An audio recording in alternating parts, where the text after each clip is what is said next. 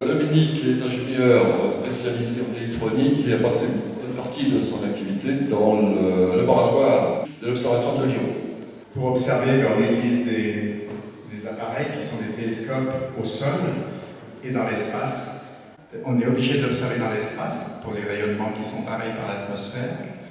Pour d'autres, on peut utiliser des télescopes ou des appareils sur Terre et ou dans l'espace. Il y a 350 nucléaires par an.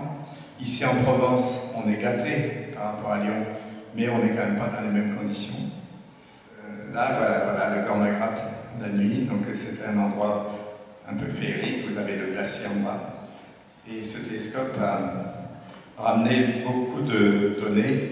Les Américains avaient fait un télescope de 5 mètres au Mont Palomar, et les Russes ont fait un 6 mètres.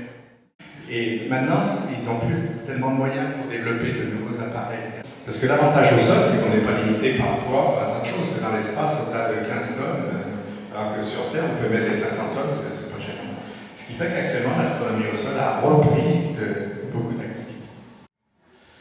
Alors bien sûr, la Voie lactée, quand je le dis, il faut le vivre, on est ébloui, vous sortez dans cette Voie lactée, parce que là-bas, aucune pollution, des alizés, donc un ciel très peu perturbé. Imaginez, c'est comme une cathédrale. Vous imaginez dans une grande cathédrale, vous avez un gros télescope et la cathédrale qui s'ouvre. Et vous avez des nuages de gaz, et ce sont un peu des pouponnières de planètes. Elle a été baptisée Nébuleuse de Saturne, pourquoi? Parce qu'elle ressemble vaguement à Saturne, mais c'est pas du tout. Ça n'a rien à voir avec Saturne, mais vous avez donc le cœur. C'est une étoile qui a explosé. Donc vous avez le cœur d'étoile, et vous avez les nuages de gaz qui sont expulsés. Et les couleurs représentent des suivantes. Donc vous avez de l'oxygène, de l'hydrogène, en fonction des composantes des gaz expulsés.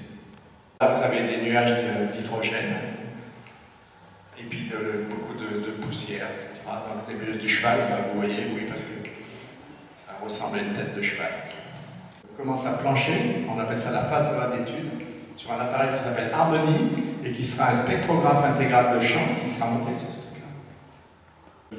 MUSE est un bel succès, donc l'ESO, qui est l'organisme européen d'astronomie, mis dans le coup, l'Observatoire de Lyon. La science permettant de faire avancer la recherche du comment. Et par contre, la science, elle laisse en suspens la question du pourquoi. Je vous remercie.